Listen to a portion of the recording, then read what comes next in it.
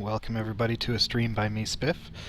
This is going to be a training video for the benefit of a new friend here, AGI Swamp Thing, who's playing up here as the white UEF, and I'm playing down here as the blue Aeon.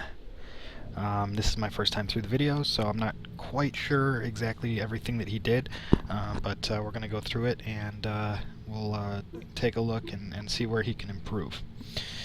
So here we go. I'm going to bump up the game speed just a little bit for now. So first of all, okay, 4 mass extractors queued up. The engineer's just kind of sitting there for a little bit.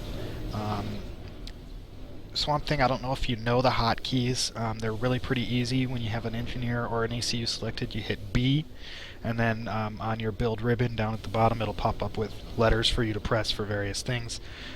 Learn those hotkeys really well. It's going to make your opening build a lot faster. So we see Swamp Thing puts down 1 research station.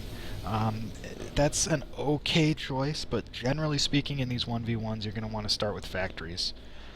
2 factories, that's good. However, I'd like to point out here, you are behind. I have more mass extractors than you do, and I've got 2 factories up already.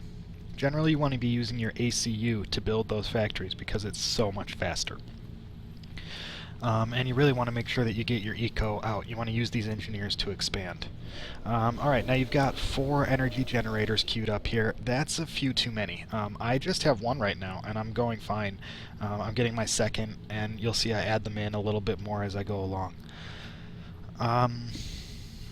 Okay, so this first attack is, well, it's too weak.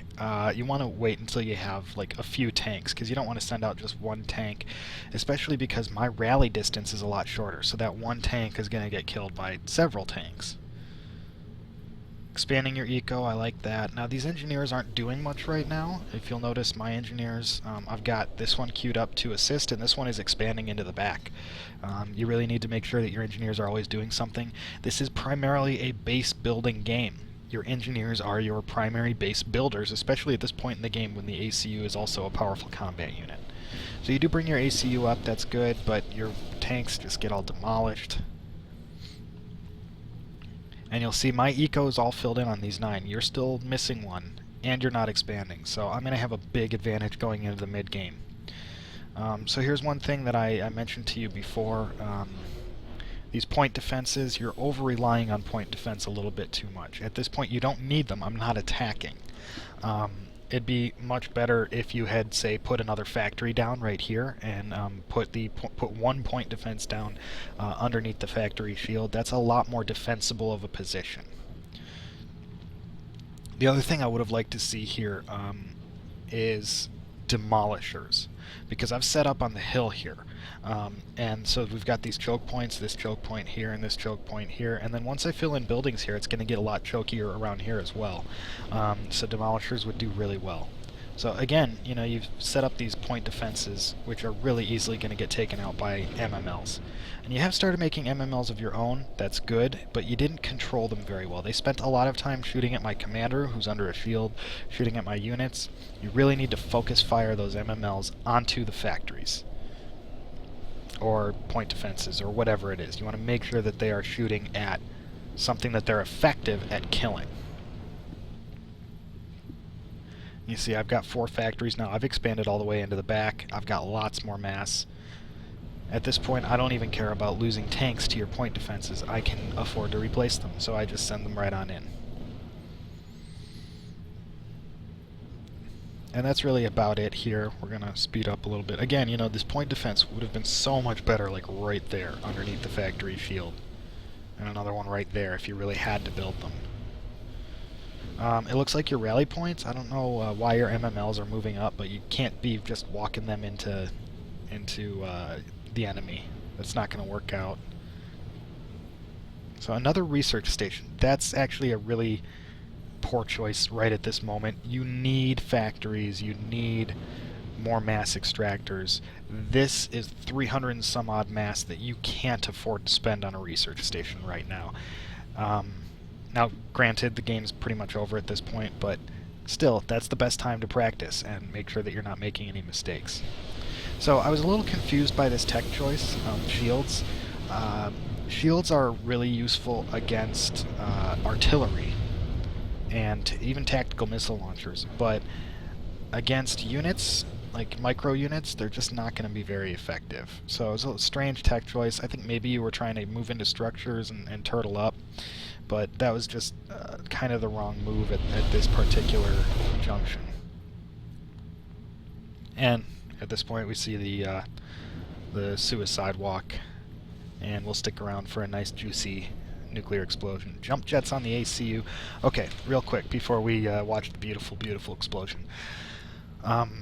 You're teching down different trees here. You've teched into structures to unlock shields. You've teched into ACU to unlock jump jets. I'm not sure what you might have been going for, but it's just not ideal to be teching down two different trees. You want to try and get tech unlocks that improve the things that you already have.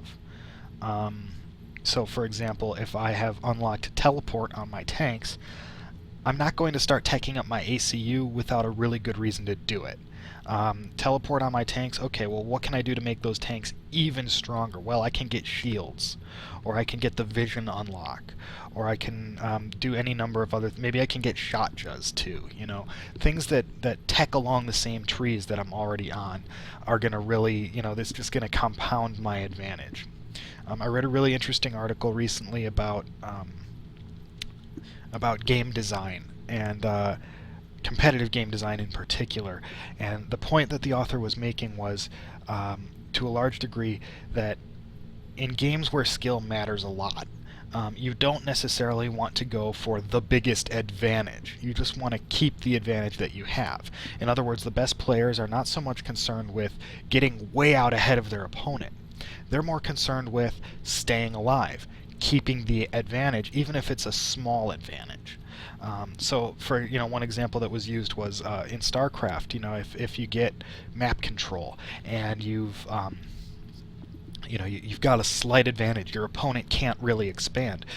One mistake that a lot of players will make is they'll build up a huge army, or they'll immediately plop down like 2 or 3 expansions and just try and extend their lead, instead of really just keeping their opponent contained and teching and building in a really organized manner where they're not just trying, you know, not just throwing units against the wall to see what kills. And that's the same kind of concept here in Supcom, where you don't necessarily want to, you know, oh, okay, my opponent is, for example, my opponent is, you know, really bad, he's on his back foot. Okay, well now I'm going to spend all this mass on expanding my eco. Well, wait a minute, I already have a sufficient eco. Maybe I should build research stations instead. Or, you know, I already have 2 more factories than the other guy. Maybe instead of building more factories and trying to extend my lead that way, I should just hold on to that lead and tech up to something. You know, hold on to that lead by getting shields or shotjas or teleport or whatever it is that I need.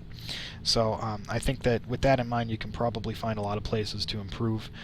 You want to watch bunch of videos. Check out Red Arrow's Guide to Build Orders. It's a little bit older. It's for the old patch, but it's still pretty useful. You want to learn to build efficiently. You want to learn to have enough mass to power your factories and to keep expanding. And then once that mass really starts rolling in, if you have the advantage, start throwing down research stations. If you have the advantage on units, you don't need to build more units. You've already got that. Start building research stations and prepare for the next stage of the game. So, with all that said, here comes the beautiful ACU explosion. Swamp Thing, I hope that you find this helpful. I hope that other people out there find it helpful as well.